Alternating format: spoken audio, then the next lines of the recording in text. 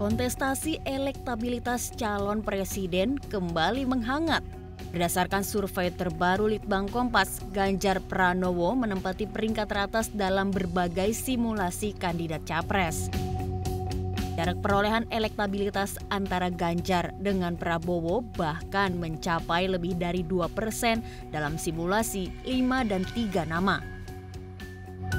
Perolehan Ganjar kali ini kembali naik setelah pada Mei lalu turun di angka 22,8%. Nah, posisi keterpilihannya sekarang kian mendekati elektabilitas yang pernah diraih pada Januari 2023 lalu yang 25,3%. Jadi sempat tertinggal 1,7% dari Prabowo pada Mei lalu, kini Ganjar unggul tipis 0,3%. Jumat pekan lalu, Indikator Politik Indonesia juga merilis elektabilitas capres.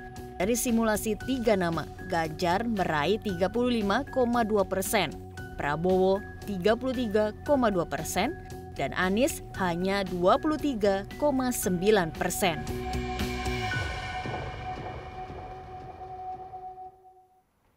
Kita bahas bersama Bang Ansi Lema, politisi PDI Perjuangan, ada Pak Widadi Wianto, jubir tim pemenangan Prabowo, Mas Herzaki Mahendra, Kepala Bakomstra Demokrat, dan juga Mas Kennedy Muslim, peneliti Indikator Politik Indonesia. Selamat sore Bapak-Bapak. Selamat sore. Oke, saya mau lihat dulu yang sudah hadir, ada Bang Ansi Lema tadi ya kalau tidak salah.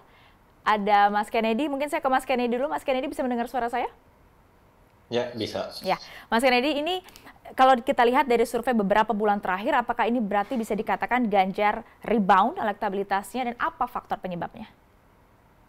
Ya, jadi memang kita kemarin sudah merilis hasil survei yang kita adakan pengambilan data di lapangan itu dari tanggal 15 hingga 21 Juli ya. Jadi di pertengahan Juli survei kami memang mencatat Ganjar tergantung dari periode yang kita ingin lihat gitu. Kalau dibandingkan dengan di bulan April, memang Ganjar ada kenaikan setelah sempat turun ketika ada insiden penolakan tim Israel di U20 ya. Itu terlihat sekali Ganjar mengalami penurunan elektabilitas yang cukup signifikan gitu. Tapi sudah mulai rebound. Tapi kalau dibandingkan dari bulan Juni ke bulan Juli, memang suara Ganjar cukup stagnan gitu di situ gitu, di angka sekitar 35,2%. Tapi kalau ini apa yang terjadi belakangan adalah penurunan suara sekitar 3% dari Pak Prabowo di simulasi 3 nama di survei kami gitu loh. Dari 36,8 yang tadinya di posisi 1 bersaing ketat di Pak Ganjar di posisi kedua dengan 35,7. Pak Prabowo di 36,8. Kemudian di bulan Juli ini Pak Prabowo mengalami sedikit penurunan elektabilitas ke angka 33,2. Disalib dengan Pak Ganjar, meskipun Pak Ganjar ini tidak bisa dibilang menguat ya, tapi lebih stagnan gitu loh, 35,2. Jadi memang saling salib menyalip dan kejar mengejar dinamika elektabilitas di 2 nama teratas ini memang masih akan terus berlangsung gitu loh, kita lihat. Sedikit catatan, memang ini survei ini kita lakukan di bulan akhir Juli kemarin, belum memperhitungkan dua peristiwa yang cukup signifikan ya, yakni deklarasi dari Partai PAN dan Golkar bergabung ke koalisi Pak Prabowo, dan juga kemarin ada peristiwa baru juga ketika Pak Budiman Sujatmiko mendeklarasikan dukungannya, meskipun ia kader PDIP, mendeklarasikan dukungannya ke Pak Prabowo. Ini yang belum terekam di survei yang kita rilis kemarin gitu. Mas Kennedy, berarti ketika Ganjar rebound, kemudian elektabilitas Prabowo yang kemudian turun, apakah berarti ada aliran suara dari Prabowo ke Ganjar begitu? Sekali lagi, ini kalau saya membacanya ini bukan Ganjar yang rebound, tapi suara Pak Ganjar ini stagnan, tapi suara Pak Prabowo yang ada sedikit tren penurunan gitu di survei kami. Apa penyebabnya? Karena kami merekam. Peristiwa memang apa? kalau kita lihat di bulan Juli itu memang penurunannya hanya 3% ya. Jadi ini penurunan, memang ada tren penurunan, tapi kita belum bisa mengatakan dengan pasti apa yang menyebabkan itu. Tapi karena secara merata di semua segmen demografi mungkin ada sedikit penurunan, baik itu dari sisi wilayah, sehingga kalau di jumlah itu ada penurunan sekitar 3%. Tidak ada kita belum menemukan dalam analisa kita, lembaga kami, satu faktor penentu yang menyebabkan penurunan elektabilitas Pak Prabowo sebesar 3% tersebut. Gitu. Oke, saya ke Bang Ansy. Kalau gitu Bang Ansy, apa maknanya bagi PDIP melihat elektabilitas Pak Ganjar yang disebut, walaupun Mas Kennedy mengatakan ini tidak bisa dibilang naik ya, tapi kalau saya dengarkan pernyataan dari Bang Burhanuddin, ini ada juga faktor dari partai PDIP juga yang sudah bergerak mesin partainya. Begitukah Bang Ansy? Ya, yang pertama tentu PDI Perjuangan menyambut baik hasil survei ini, dan kemudian kami memberikan apresiasi. Dalam politik modern ini, hari-hari ini politik itu sudah bisa dihitung, diukur dan dikalkulasi, dan survei ini kan kita catat sebagai sebuah terobosan akademis. Jadi sebuah metodologi ilmiah untuk mengukur tentang popularitas, akseptabilitas, dan juga elektabilitas. Tetapi catatan kami, survei itu akan dipercaya jika dilakukan oleh lembaga-lembaga survei yang betul-betul kredibel dan memiliki integritas, ya, baik dalam melakukan survei ini. Dan kami mencatat lembaga survei seperti Litbang Kompas ini memang memiliki rekam jejak yang cukup dipercaya, yang bisa kita jadikan sebagai rujukan. Yang kedua, PDI Perjuangan tentu melihat semua hasil survei ini secara positif. Kalau hari ini Mas Ganjar berada pada posisi teratas, tentu mungkin kerja-kerja kami itu adalah kerja-kerja yang sudah on the right track. Cukup efektif untuk membangun pemahaman kepada masyarakat. Tetapi kami juga tidak ingin takabur. Dan karena kami sadar bahwa yang namanya survei itu kan bisa dinamis.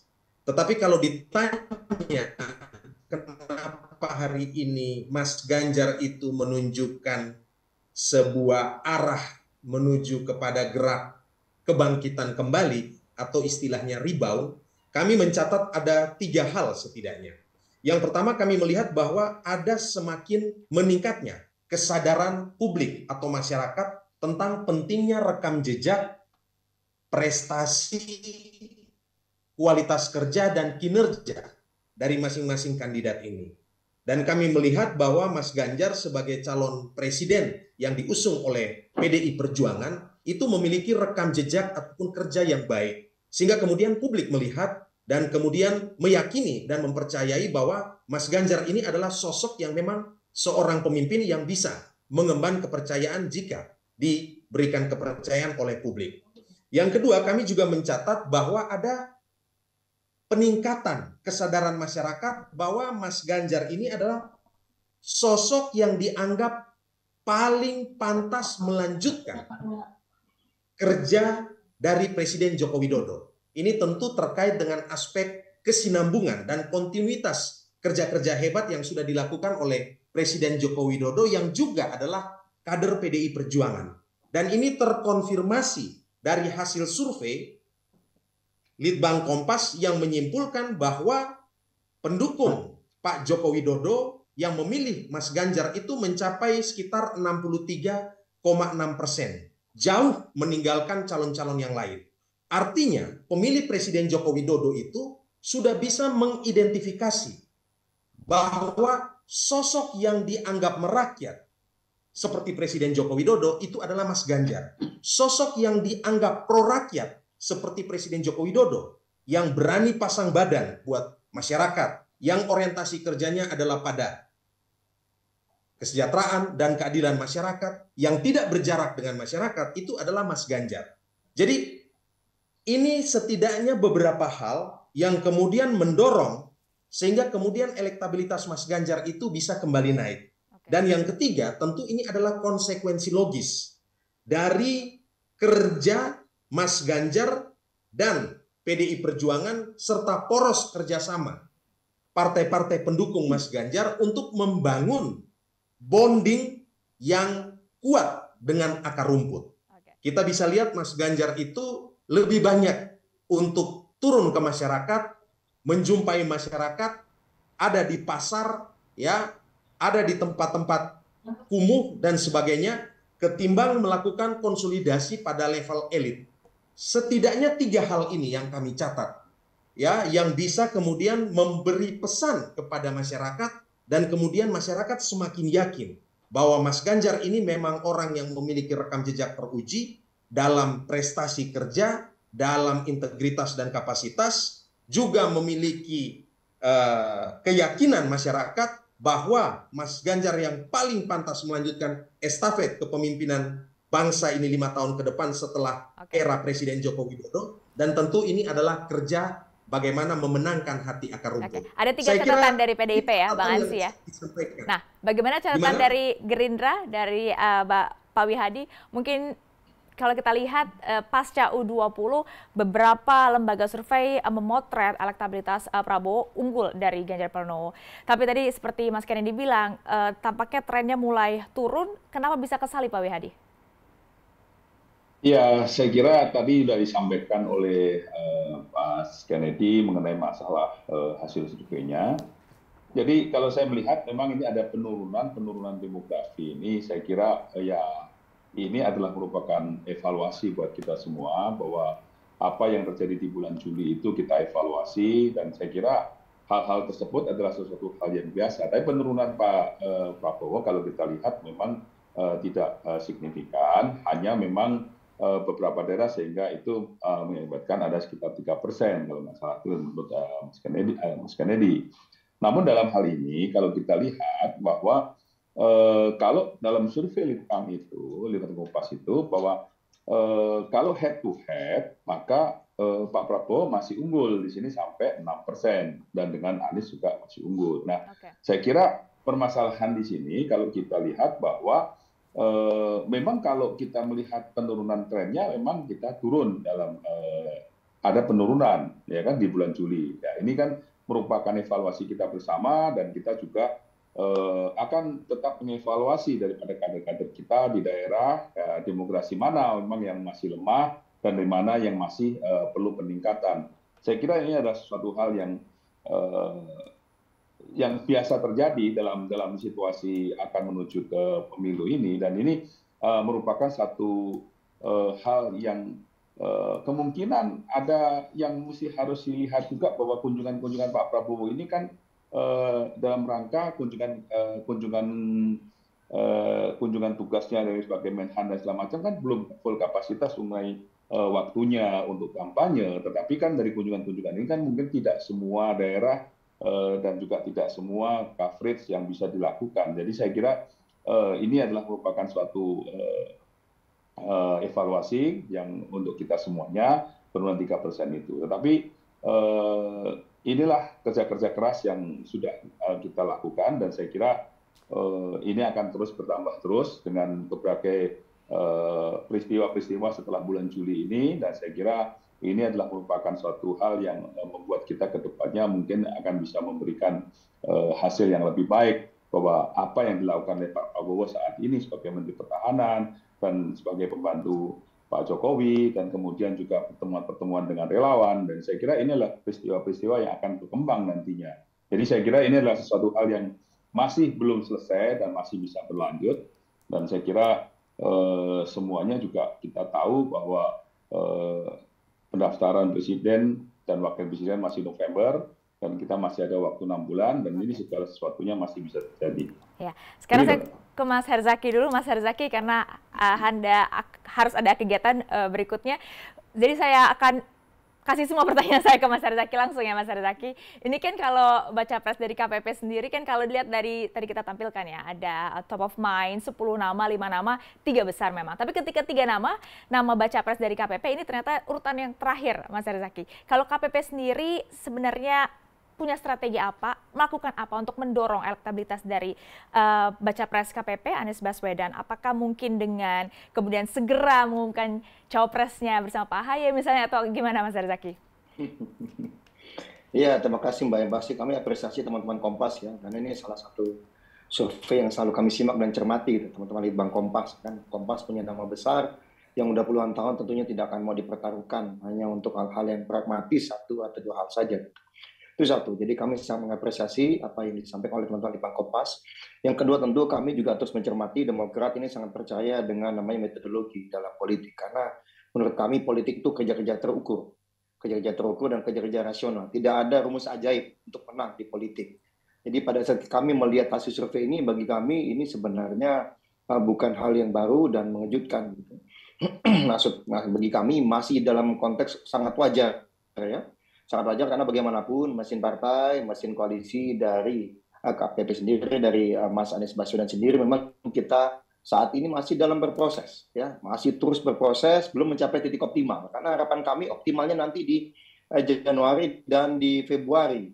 Itu satu hal. Yang kedua, kalau misalnya teman-teman tadi Mas Ganjar gitu misalnya. Semua tahu Mas Ganjar ini pasti akan maju. Karena PDIP sendirian pun mau daftar di akhir November bisa maju gitu. Sehingga tidak ada lagi keraguan bahwa Mas Ganjar ini akan maju. Jadi para pendukung Mas Ganjar, para pendukung PDIP bisa langsung mengkonfirmasi pilihannya.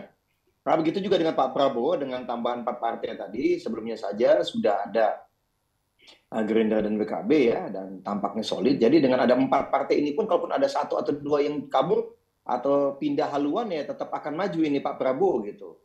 Berbeda dengan Mas Anies yang kita cermati saat ini masih banyak kok kami cermati di lapangan, ada yang mempertanyakan apakah Mas Anies akan tetap melaju atau tidak gitu. Salah satu faktornya adalah katanya kalau cawapresnya si A, maka ada partai yang akan pergi. Atau kalau cawapresnya bukan si A, ada partai yang akan pergi. Tentu keraguan-keraguan ini yang kemudian menjadi teman-teman di bawah juga menjadi semakin tidak yakin begitu. Ini kami mencermati itu juga yang kami dapati. Lalu yang kedua, banyak juga pertanyaan. Mas Anies ini kan simbol perubahan. Yang ditunggu juga memang benar, cawapresnya ini apakah benar simbol perubahan atau bagian dari status quo. Lah kalau bagian dari status quo, mengapa memilih Mas Anies katanya? Mendingan saya milih Pak Prabowo atau Pak Ganjar saja, kan begitu. Kalau waktunya Mas Anies ini bagian dari status quo atau bagian dari kubu lanjutkan gitu. Nah inilah yang kemudian ingin dikonfirmasi oleh masyarakat. Satu, masalah kepastian ini, apakah Mas Anies akan berlayar. Yang kedua adalah apakah Mas Anies wakilnya ini benar-benar memang figurnya beliau ini adalah simbol dari perubahan. Nah, kami yakini tidak lama lagi kita akan mulai terus berjalan ya. Memang kita lihat, kita cermati. Kalau top of mind masih ada 27% yang belum memutuskan. Jadi masih banyak ini, istilahnya itu masyarakat yang belum menentukan pilihan. Ya kalau pilihan bebas. Hanya pada saat tinggal 3 nama ini nih yang kemudian bagi kami memang masih benar-benar menjadi perhatian kami gitu ya. Kalau kami lihat resepnya tidak ada yang luar biasa, tidak ada formula ajaib, terus dekati rakyat, turun langsung ke lapangan, bantu terus rakyat. Nah itu yang dilakukan oleh Mas Anies juga oleh 3 partai pengusung Mas Anies Baswedan. Efek itu akan semakin optimal ketika nanti cawapres sudah diumumkan menurut kami, lalu tim pemenangan juga terbaca sehingga publik akan melihat oh ini loh skuadnya perubahan seperti ini. Kira-kira di putaran kedua nanti Mas Anies dan cawapresnya bertemu Mas Ganjar atau Pak Prabowo. Nah itu nanti baru bisa kebaca itu. Berarti KPU mengharapkan 2 putaran begitu, Mas Zaki? Kalau dari kami sangat realistisnya 2 putaran. Kalau ada yang bermimpi ingin 1 putaran, bagi kami itu lebih kepada halusinasi atau ada upaya rekayasa politik. Sederhana bagi kami ya, itu political engineering itu. Ya kan, yang istilahnya tidak sah kalau menurut kami. Karena nggak mungkin, Mbak. Ini 3 ini sama-sama saling kuat ya. Kita mau 50% plus 1, sepertinya kalau dengan 3 pasangan tidak mungkin gitu. Kecuali tadi ada 1 yang dipaksa tidak maju atau dicegah untuk maju sehingga hanya tinggal 2 berhadapan ya pasti 1 putaran gitu. Okay. Malah kami mencermati ada potensi pasangan keempat ini. Tapi ya nantilah kita lihat. Kita tunggu ya. Wah jadi penasaran nih Mas Zaki. Tapi Mas Zaki mendekati November, gimana? Nah Mas Zaki ini kan sebenarnya bukan hanya Litbang Kompas. Indikator Politik Indonesia juga Mas Kennedy, peneliti Indikator Politik Indonesia juga bersama dengan kita sore ini juga mengeluarkan survei sama Juli surveinya dan sama-sama menempatkan Mas Anies ini masih posisi ketiga. Ini kan 2 bulan lagi. Mas Zaki kan pasti sangat paham soal survei karena berpengalaman juga soal survei. Ini masih ada waktu untuk mengenalkan soal perubahan tadi yang Anda sampaikan Mas Zaki? Iya, masih ada waktu 6 bulan. Karena itulah perlu ada akselerasi, perlu ada percepatan. Pasca misalnya Mbak peristiwa 4 parpol mendukung Pak Prabowo, ya koalisi perubahan juga melakukan pertemuan yang lebih intens gitu. Ada akselerasi yang kami lakukan juga di internal. Terakhir juga kemarin tim 8 ya bersama Mas Anies Baswedan juga melakukan pertemuan kita. Ya, kita terus nih hampir setiap hari ya beberapa hari sebelumnya kita tahu juga ada pertemuan dengan Pak Yusuf Kalla, Pak SBY dan sebelum-sebelumnya juga ada dengan teman-teman Nasdem. Jadi makin intens ini kita. Pasca 4 partai mendukung Pak Prabowo, bagi kami ini juga mengubah peta ya, semakin pasti antara 2, 3, dan 4 ini ya, semakin mengkonfirmasi tinggal 3 kuda pacu nih kira-kira. Nah, bagaimana kita bisa mengoptimalkan dengan kekuatan yang kita miliki, janganlah berharap lagi kekuatan dari luar. Tapi Mas Zaky, itu sih Pak, kalau dari kami kita fokus dan yakin. Oke, Mas Zaky, ini kan hasil survei Litbang Kompas menunjukkan posisi tawar keberlanjutan program pemerintahan saat ini menguat. Terakhir Litbang Kompas memotretnya 74,3%. Tapi ada survei lain juga yang kita tahu LSI bahkan sampai 82%. Kemudian bagaimana meyakinkan publik yang mayoritas puas berarti mengharapkan keberlanjutan, kemudian dengan narasi KPP yaitu ada perubahan. Gimana kemudian Mas Zaky bisa meyakinkan? Sederhana begini, Mbak. Kita tidak bisa hanya melihat kulit luar, tapi kami sudah mencermati isi dalam surveinya. Dari berbagai hasil survei, ternyata faktor utama peningkatan kepuasan pemerintah itu adalah bansos, Mbak. Jadi 8 tahun sampai 9 tahun Pak Joko Widodo dengan berbagai program luar biasanya, ternyata yang diingat nomor 1 adalah bansos gitu. Ya, sehingga bagi kami ini sangat mudah sekali gitu Pak untuk dipatahkan apa ya, kita kan berbicara mengenai visi misi bangsa ini ke depan gitu, bukan hanya bansos. Bansos setiap kali mau ada survei ada bansos juga akan meningkat gitu hasil surveinya, tetapi kami yakini yang kami tunggu saat ini adalah bagaimana dalam waktu 6 bulan ke depan, kami menunggu betul nanti debat-debat publik dengan Bang Ansi Lema, ada Pak Hadi Wianto, bagaimana program dari masing-masing capres dan cawapres ini untuk memenangkan hati rakyat Indonesia, bagaimana kita adu gagasan, adu program, bukan adu hal lain atau politik pecah belah. Nah ini yang kami lihat Bang Ansi Lema udah siap-siap, Pak Wihadi juga udah siap-siap nih kita. Insya Allah rakyat Indonesia akan dapat pemimpin nasional terbaik di 14 Februari 2024 nanti. Baik, terima kasih Mas Heru Zaki sudah bergabung sama Berita Satu Utama. Saya mau lanjut terima kasih Bang Ansi, Pak Wihadi. Terima kasih Bang Kennedy. Terima kasih. Saya mau ke Pak Wihadi. Pak Wihadi, kan hari-hari ini memang tampak intens juga ya Pak Prabowo dengan Gerindra kemudian menyatakan ke publik akan siap untuk melanjutkan kinerja atau program-program dari pemerintahan saat ini, program-program Pak Jokowi, bahkan juga ada baliho di beberapa titik. Apakah ini memang strategi Gerindra untuk kemudian mendapatkan efek Jokowi, Pak Wihadi? Saya kira begini, kalau kita melihat posisi Pak Prabowo ini adalah Pak Prabowo kan sebagai Menteri Pertahanan dan sebagai pembantu Presiden.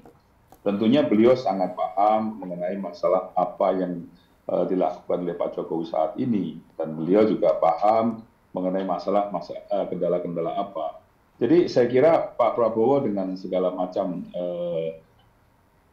performanya, kepewanya, kita melihat bahwa Pak Prabowo ini sebagai menteri terbaik ya kan dari kabinet. Jadi saya kira paham sekali untuk masalah ini. Dan ini kalau kita melihat sekarang ini, Pak Prabowo melihatnya bahwa kerja-kerja Pak Prabowo ini ke depannya juga tetap mempunyai pedoman apa yang sudah dilakukan oleh Pak Jokowi. Kalau kita lihat sekarang ini, bahwa Pak Prabowo dalam strategi menusung Indonesia Emas 2045 itu juga menyambutkan bahwa ada yang namanya Jokowinomics. Nah, Jokowinomics inikah yang menjadi dasar daripada pedoman. Artinya kan apa yang menjadi program-program Pak Jokowi ini tentunya apa yang harus dilanjutkan, dan kalau misalnya ada hal yang memang perlu diperbaiki itu akan diperbaiki, tapi tetap program-program itu akan dijalankan karena bagaimanapun sebagai seorang pembantu presiden, sebagai seorang menteri itu paham sekali, dan hal-hal yang terjadi sekarang program-program Pak Jokowi dan apa dan segala kerja-kerja Pak Jokowi dan segala macam ini adalah menjadi bahan yang memang sudah ada dalam setiap kali, dalam setiap rapat kabinet, dalam setiap kedepannya apa yang menjadi perhatian Pak Jokowi. Jadi saya kira ini adalah hal yang memang kebersamaan yang ada pada saat ini di pemerintahan, dan kita lihat bahwa hubungan dekat itu ada, dan untuk meneruskan daripada program-program itu tentunya orang yang terdekat ya, yang tahu mengenai masalah apa yang menjadi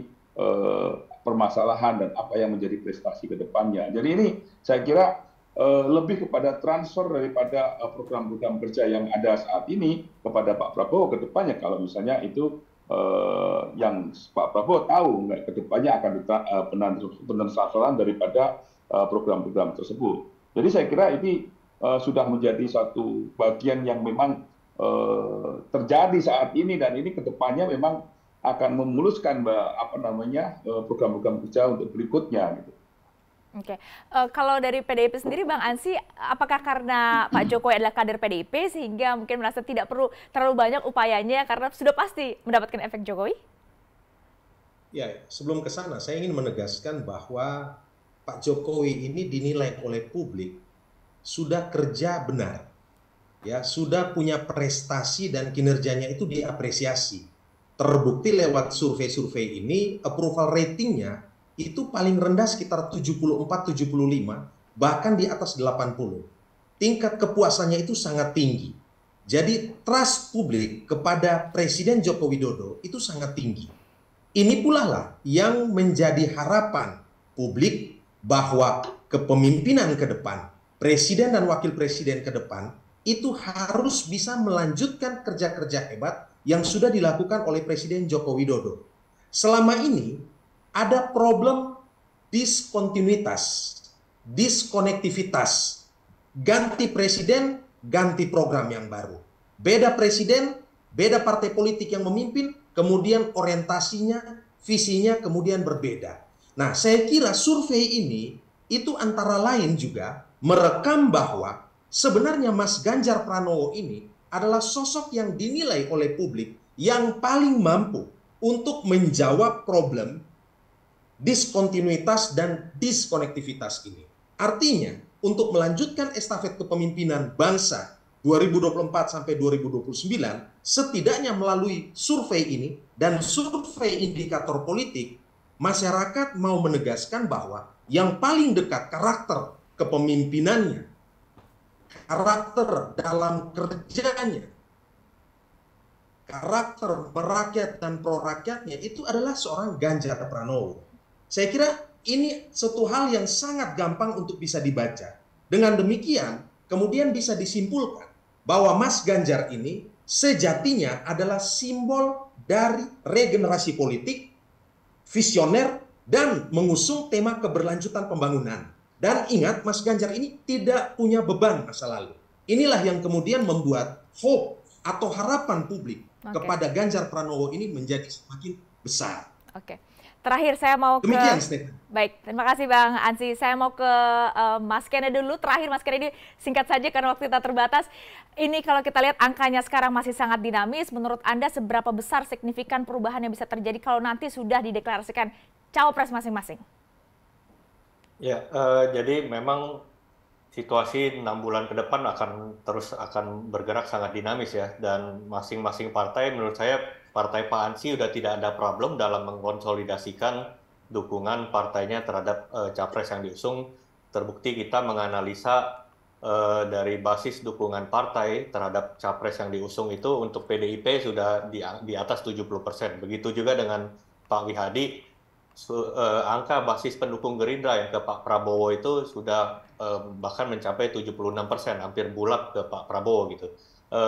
Memang ada masalah ketika tadi Pak Mas Herzaki udah keluar forum ya. Tadi saya ingin memberikan catatan sendiri, memang masih ada PR untuk pendukung Pak Anies yang pemilih Demokrat ini masih belum bulat gitu ke Anies Baswedan gitu. Angka dukungan untuk Pak Anies di basis pemilih Demokrat masih di angka 45%, Mbak. Masih ada yang bocor ke Pak Ganjar dan juga Pak Prabowo. Nah, itu tentu menjadi PR bagi tim Pak Herzaki sendiri nanti ke depannya. Tapi kita ke depannya tentu faktor Pak Jokowi ini akan sangat penting, apalagi survei kita merekam tingkat kepuasan terhadap pemerintahan Pak Jokowi ini mencapai angka 81%, rekor di angka survei yang pernah kita rekam selama ini terhadap kepuasan terhadap Pak Jokowi. Oleh karena itu, siapa capres yang mengusung narasi keberlanjutan yang paling bisa dipersepsi publik sebagai penerus dari Pak Jokowi memang nanti akan mendapatkan berkah elektoral.